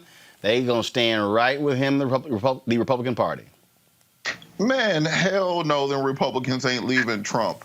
And let's understand something. These commercials are just weak. They are soft. They are not making any sort of penetration. They are not swinging anybody who is currently a Trump voter or is currently a questioning voter over to the Democratic side. You can talk about, oh, Trump is a liar. Everybody knew he was a liar when you elected him. Oh, he didn't release his tax returns. Didn't do it last time. What you have to understand when I say that MAGA is not a campaign, it is a culture, that these people are bought into the idea of American contrarianism, American exceptionalism, that I do not have to listen to you nerds talking about the environment. Oh, no, the penguins and stuff are going to die. What these people care about is the projection of strength. So when Democrats are running ads saying, well, Trump has lied to you about XYZ, and then Trump comes back and says, Joe Biden is going to move terrorists and MS-13 into your neighborhood to rape your white wife. That is not, you're not counterpunching effectively. You have to match your response with what the original punch was, and this is why he's projecting this image of strength. As long as Democrats continue with this weak, feckless nature of their campaign, you're not going to be able to beat up a bully by trying to outlogic him or trying to fact check him. Trump is effectively bullying the Democratic presidential race right now, and I don't know if that's going to be enough to get Democrats across the finish line if they're going to continue with these weak responses. One more Don Winslow ad for you where he talks about the Trump zombies. Scott? But Scott, wait. Guys, go to my iPad, please. Donald Trump's been telling us for weeks now what a Joe Biden America will look like. Let's take an honest look at what Donald Trump's America looks like right now. But we have some bad hombres here, and we're going to get them out. I don't know where the you came from. You don't have a Aryan nation will rule the world. What a stupid question that is. I will be Donald Trump's most loyal advocate. You wouldn't want me to condemn a group that I know nothing about. I'd have to look. We own this country. We make the laws. We tell them what and where and when. They don't tell us. I'll beat that mask off your face. Get him at it. Get him out of here. Nasty Mexican duck. You also had people, very fine people, on both sides. White supremacy. Trump will win, and we're going to bring it back, brother. You. Driver of this gray Dodge mows down a group of marchers.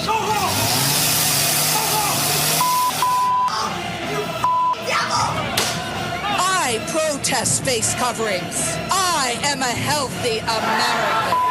And every single one of you, because all of you are practicing. No, I don't take the responsibility at all. Trump will win, and we're going to bring it back. build that wall. Build that wall. Nobody loves the Bible more than I do. I believe Trump is elected by God to be the president of the United States. I am the chosen one.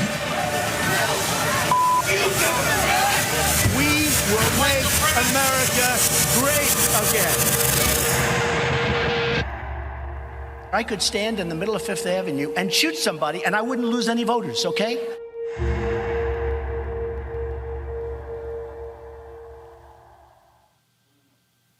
Now that's an ad, Scott.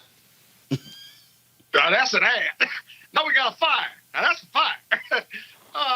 My goodness, did you notice the theme? The theme music was from Omen 2. Of course, of course. Yeah, exactly. And it was all factually accurate. This is Donald Trump's America. It's interesting that ad and the Lincoln ads are much better than the Biden Democrat ads. Have you noticed that? Oh, we've been saying that. We've been saying that for months. So that don't even. I know. I mean, who's putting these ads together, Robert? You're right about one thing. They need to. This is a political gangster we're dealing with. That last ad was a gangster ad. But I do think this, Robert. Those ads, you're not going to change that 40%.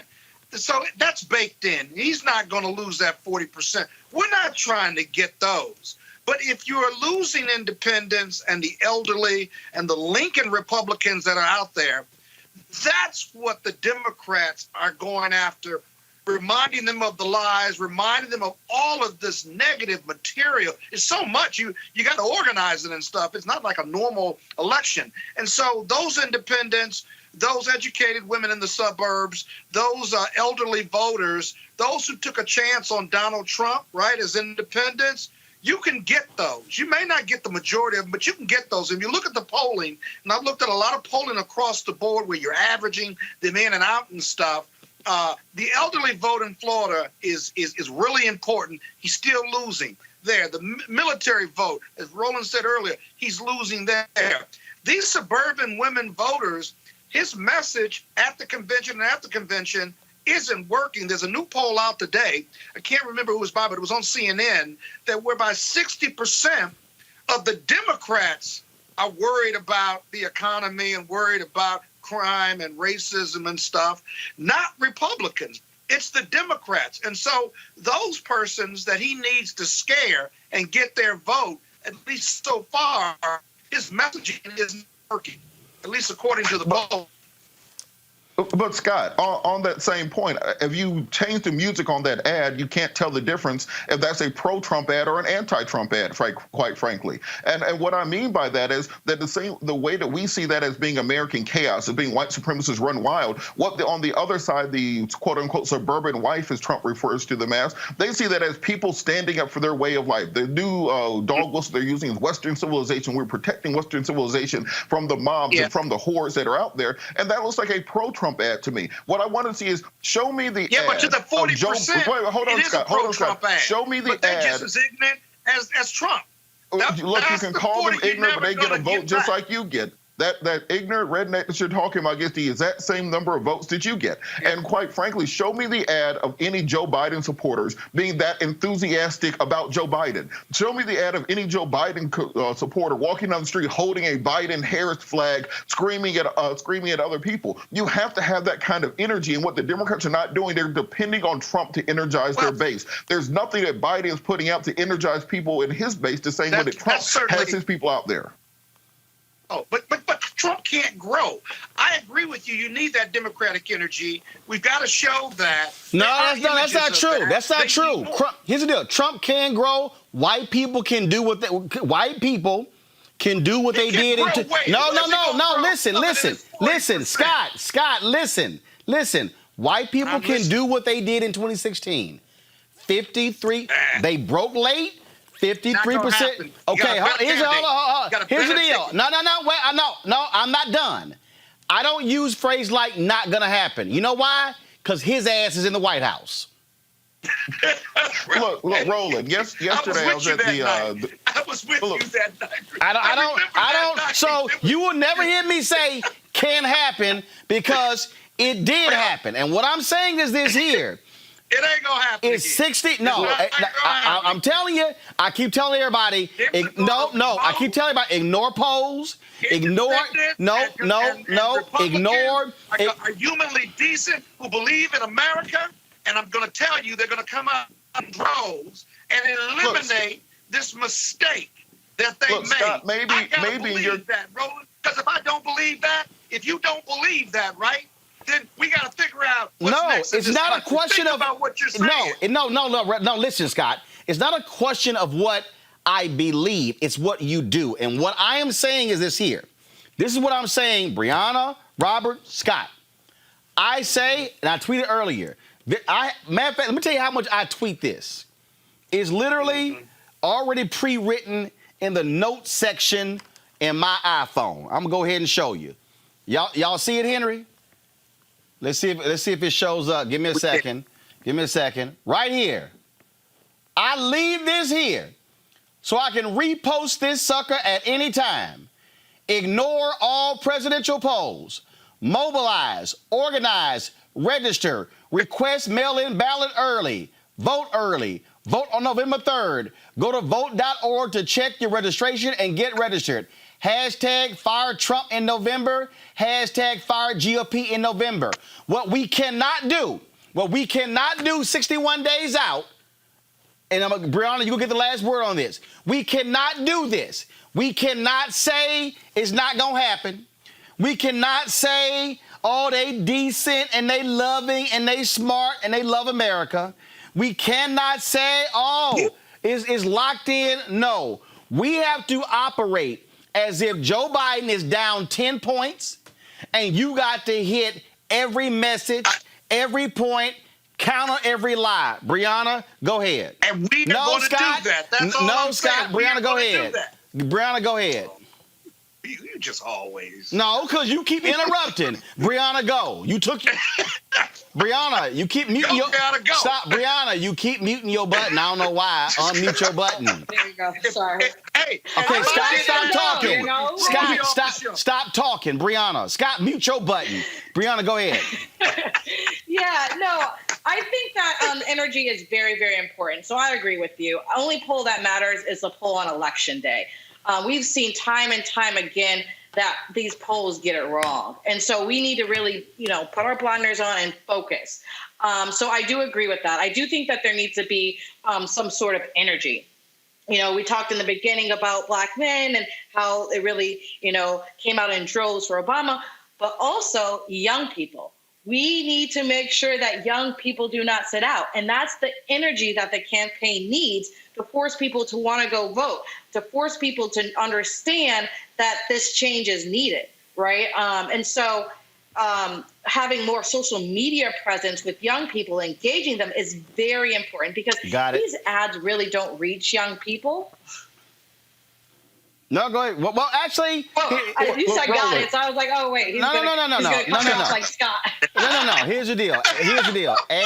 Ads do reach young people, but the point is this here. What I'm saying is we're living in a different world, a total digital world. You're not having events. You're not having concerts. You're not having all the typical political events. You're not having massive rallies. And so it's gonna be each one teach one, each one reach one. I am my brother's keeper. I am my sister's keeper. That's the only way. I got to go to break. We come back. We're going to talk with the father of Jacob Blake and attorney Ben Crump right here on Roland Martin Unfiltered. Back in a moment.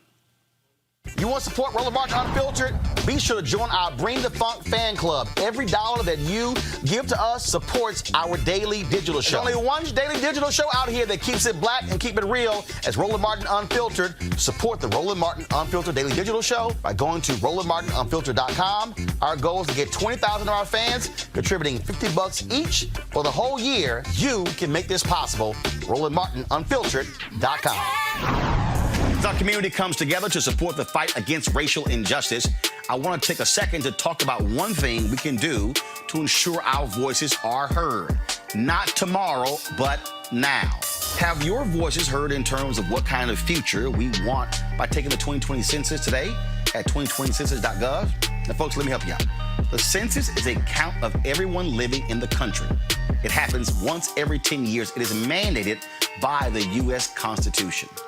The thing that's important is that the census informs funding, billions of dollars, how they are spent in our communities every single year. I grew up in Clinton Park in Houston, Texas, and we wanted new parks and roads and a senior citizen center. Well, the census helps inform all of that and where funding goes. It also determines how many seats your state will get in the U.S. House of Representatives.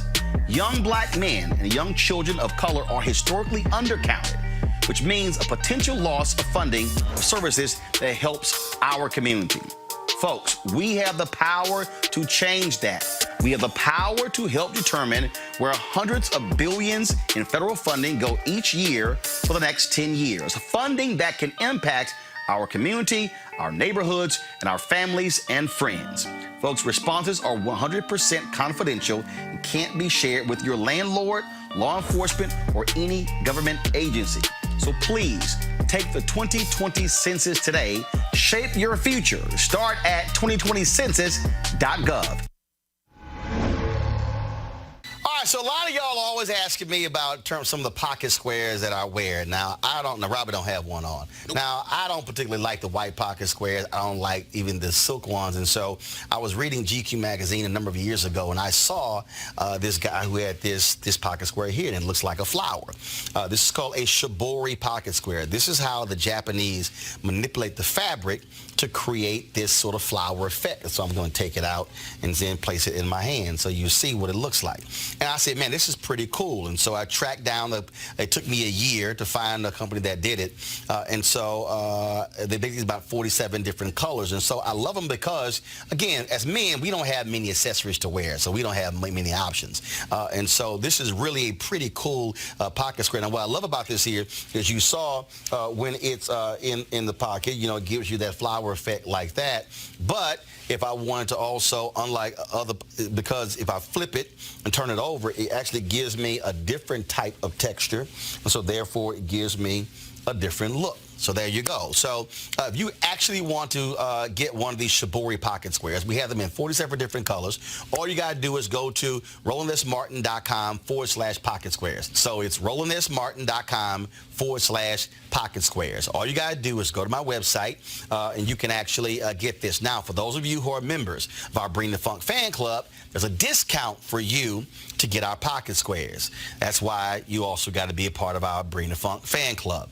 And so that's what we want you to do. And so it's pretty cool. So if you want to jazz your look up, you can do that. In addition, y'all see me with some of the feather pocket squares. My sister, who's a designer, she actually makes these. They're all custom made. So when you also go to the website, you can also order one of the customized feather pocket squares right there at RolandSMartin.com/pocket squares. So please do so. And of course, it goes to support the show. And again, if you're a Bring the Funk fan club member, you get a discount. This is why you should join the fan club. Vice President Joe Biden and his wife Jill Biden will be traveling to Kenosha, Wisconsin tomorrow to conduct a series of discussions with community organizers. They'll also meet with the family of Jacob Blake, the brother who was shot 7 times in the back by Kenosha, Wisconsin police. Joining us right now is his father, Jacob Blake Sr. Jacob, glad to have you on Roland Martin Unfiltered. Thank you, Roland. I appreciate the invitation. First off, sir, Donald Trump came to Kenosha, spent more time talking about law enforcement. The White House apparently said they reached out to your family pastor. Y'all said, we don't have a pastor. Now you have the Bidens coming tomorrow. Do you believe that the conversation should really be one that's focused on meeting with community and not law enforcement? I missed that whole last thing there, brother. I'm sorry. No, the phone keeps ringing off the meat rack. I didn't. Yeah, what I said is, if Trump came there, did not meet with the community or did not meet with the family, and then of course you have Biden coming. Shouldn't the focus be meeting with the community and the family, because the shooting of your son is what sparked this, as opposed to meeting with law enforcement and saying, oh, I'm going to pat you on the back? Well, I don't want to get cool, but in my humble opinion, when you relate things that you relate, you call my son a putt. How would that make any father feel if you connect your child to a putt? Mm-hmm. You previously had a conversation with Biden and Senator Kamala Harris, and you described it as talking to. I can't use I can't remember exact words, but you said it was a familial conversation. It was as though I was one of my uncles, man. I know that sounds crazy, Roland, but for 58 minutes, he stayed on the phone with us, and he didn't rush the conversation. He talked about my son. He talked about changing policies. He talked about my family. He gave, it was like, he didn't have to be told what to say. It was like he was an old school rapper, man, coming off the top of his head, man. You said policy. The Wisconsin legislature, the governor wanted them to meet to pass some police reform bills. 30 seconds, they opened. 30 seconds later, they closed it. Again, Roland,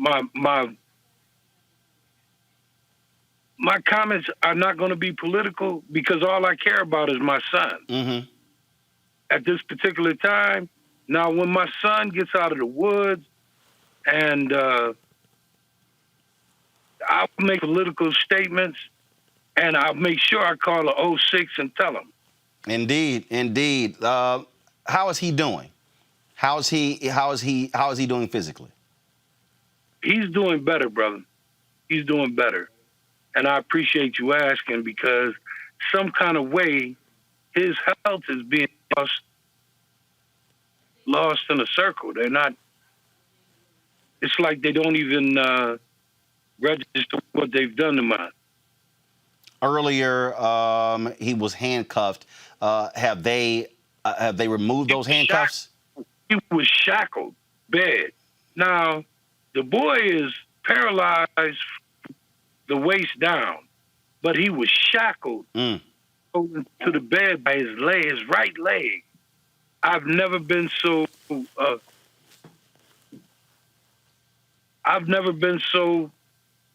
pissed off in my life, brother. I've never, only words I can use because I was peeved to just look at him there and these armed guards. He can't get up, Roland. He can't get up. I want to bring in Ben Crump, a family attorney. Ben Crump, glad to have you back on the show. This is obviously a volatile situation. You have Trump yesterday meeting with business owners. Now we know, Ben, that one of the business owners was faking it. He was a former owner.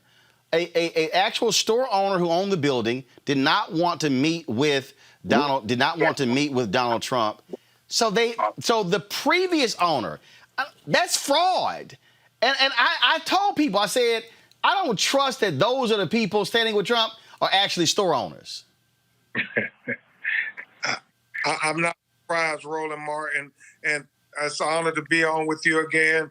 Mr. Blake is a man who is a big admirer of yours because you always tell it as it is, Roland, and you're telling it as it is now. This president will do whatever it takes to try to make himself look good, even at the expense of a young man who has 7 bullets in his body that burst his spinal cord, another bullet shattered his vertebrae, another bullet went into his intestines. He's lost most of his intestines. Another bullet went into his colon. He's lost his colon. Another bullet went into his arm. Another bullet went into 2 bullets into his stomach. He's lost all function and control of his bowels. He's lost all function and control of his sexual organs. And for the rest of his life, he's going to have to explain to his 3 little boys why the police shot him 7 times in the back. Jacob, This is obviously, it's difficult, it's traumatic for you. I talked to Kendall West, the African American Club. He said black folks there have been focused, have been mobilized and organized. But he says that the people who have been causing the problems late at night are white provocateurs. What would you tell those people who say they're out there fighting for Jacob Blake, but they are engaged, they're doing stuff, they're spray painting, they're doing whatever, what would you tell them who say that they're fighting for your son?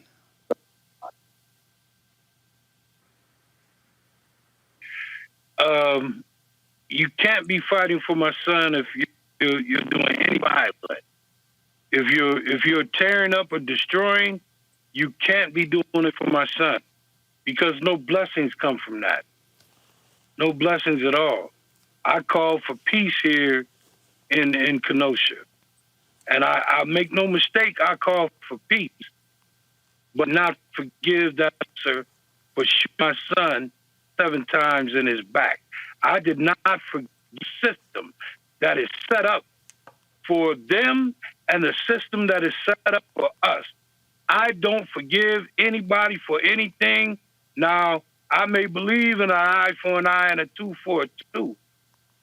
I don't believe in unnecessary violence. Ben Crump, I'm going to go to you. The vice president is coming there with his wife. What will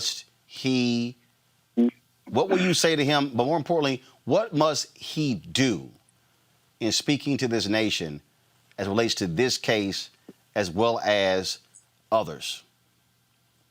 Roland, he has to speak to this COVID-19 pandemic that African Americans are dealing with in America. See, the rest of America just has to deal with COVID-19 pandemic. We got to deal with the racism and discrimination that comes along with the COVID-19 pandemic. And he has to speak about reform and legislation to prevent these extrajudicial killings of black people in America. Seems like every other week, Roland, we're dealing with one in Los Angeles now.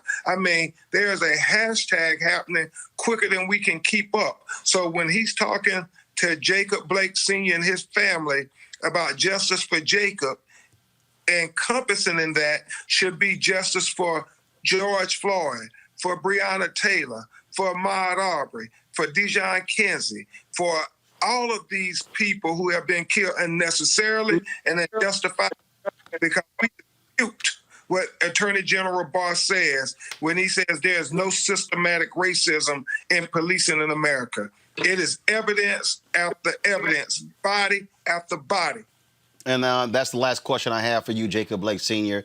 To hear the Attorney General of the United States in an interview today dismiss, this is not a major deal out here. He said there were 10 cases last year of unarmed black men being shot by cops. There's no systemic racism. Your response to that? Once again, I have to refer you back to my answer to that question, because if I comment, then I'm becoming a political pawn. So I'm not going to comment on anything that any politician does or says. Well, I ask you this then. For the last question. There are people around the country who are paying attention to the story. What do you want them to be doing, whether they're black, whether they're white, Latino, Asian? It doesn't matter. What do you want people who are not outside of Kenosha, Wisconsin, to be doing when it comes to what took place with your son and other shootings? I want people to support change. I want them to support a rebuke of these two systems of justice. There's a system set up for white people, and there's a system set up for brown people. And our system set up for the brown people is not working out too well. I want them to fight for justice for everyone, for humanity. Justice for humanity is more important than justice for a person. It's justice for everyone, for Breonna Taylor, for George Floyd. We can go on and on. We can go half crazy with the people that need justice, man. And until it affects you as a person, you don't understand how twisted this system is. Got it. A system that allows a man to put 7 bullets in a man's back and still keep his job. Got it. Jacob Blake Sr., Ben Crump. Gentlemen, I certainly appreciate it. Thanks a lot. Thank you, Roland. All Very right. much. Keep doing what you're doing, brother. I will do, sir. Thank you very much. Final comment with my panel here. Folks, I just sent you, Camila, I just sent you, get Lamont Rucker on the phone. I just sent you a text message. He has a very small window. He's shooting a movie. We're going to talk about Chadwick Boseman, his friend of 20 years. So if y'all could get that done right now. What you just heard there, Breonna, obviously a father who is still dealing with pain. But he made perfectly clear, if you're out there acting a fool, you're not doing it on behalf of my son. I know there are some people who say, well, we shouldn't be focused on that. But the reality is, if that gets in the way of the central message of black people being shot, that's a problem. I totally agree. And we've talked about it previously, Roland, about, how we should care about people's lives over, buildings and so forth. However, for the most part, I think a lot of those actually aren't coming from us. And I think it is people who are trying to distract from the message, and because they don't want to discuss the issue.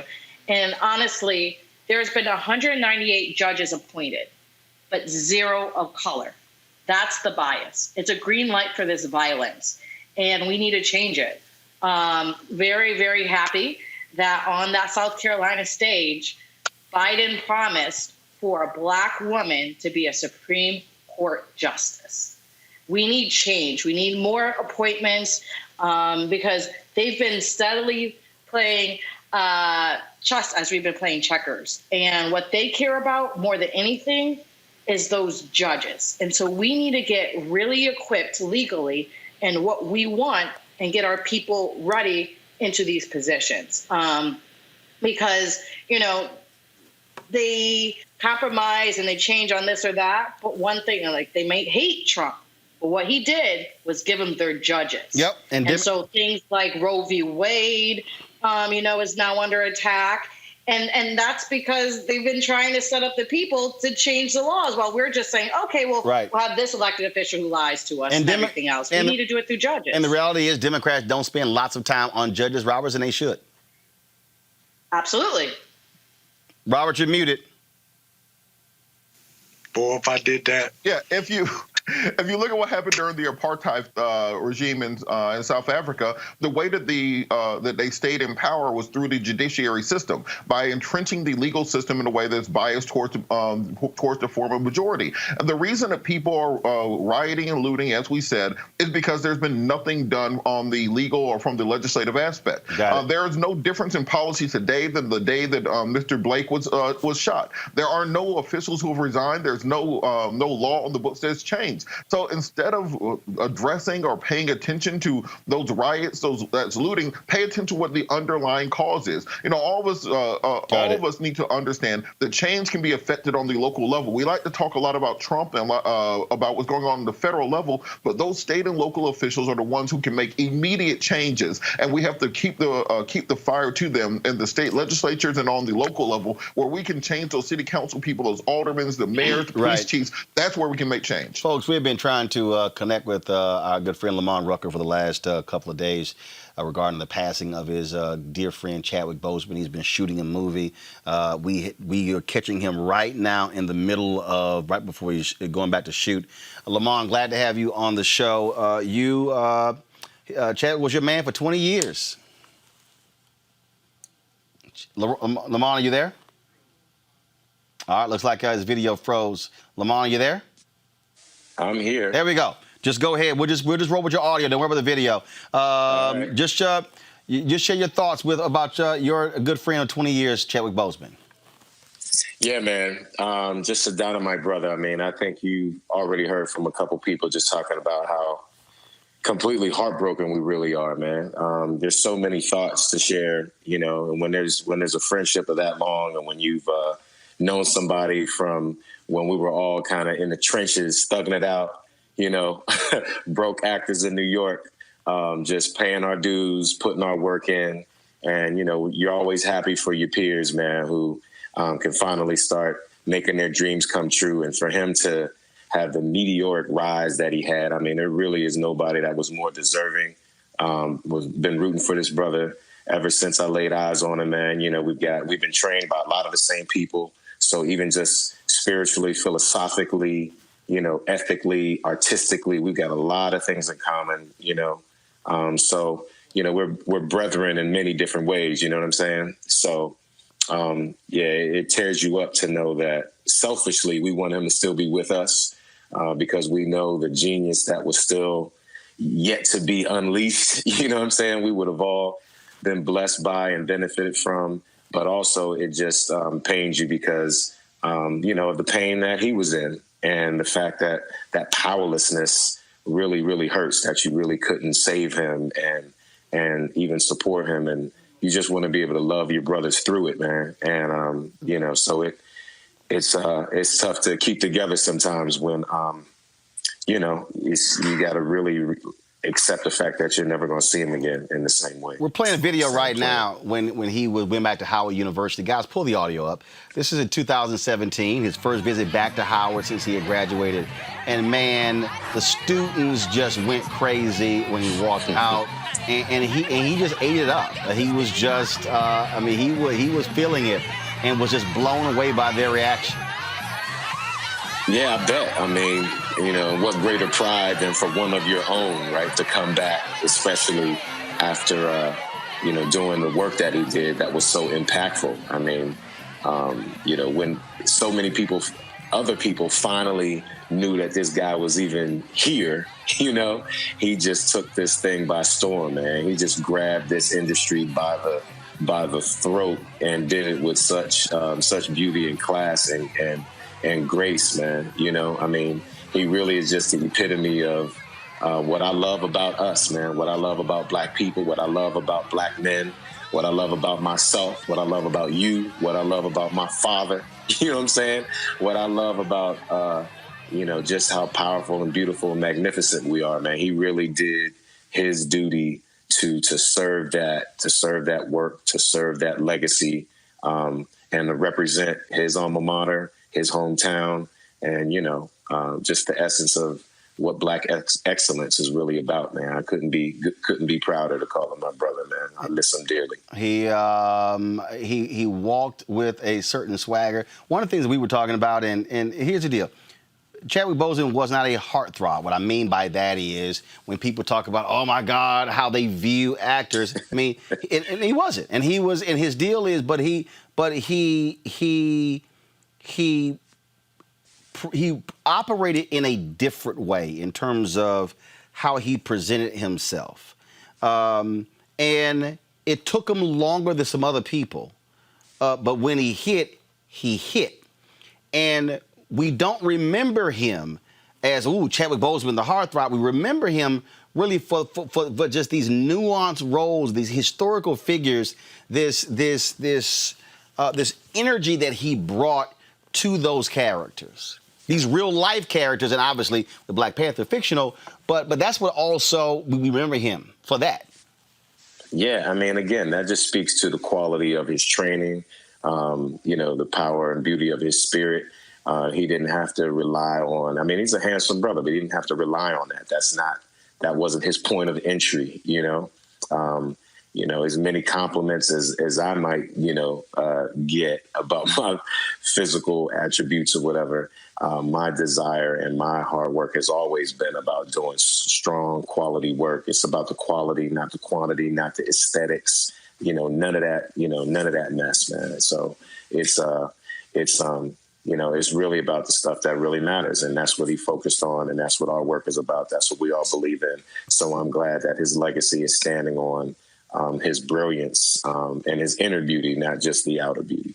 He had a great smile, but one of the things also that was amazing is that he was not somebody who was always serious. 2012, I interviewed him and Nikki Bahari for 42 at the Essence Alabama Power Party during Congressional Black Caucus Foundation, ALC.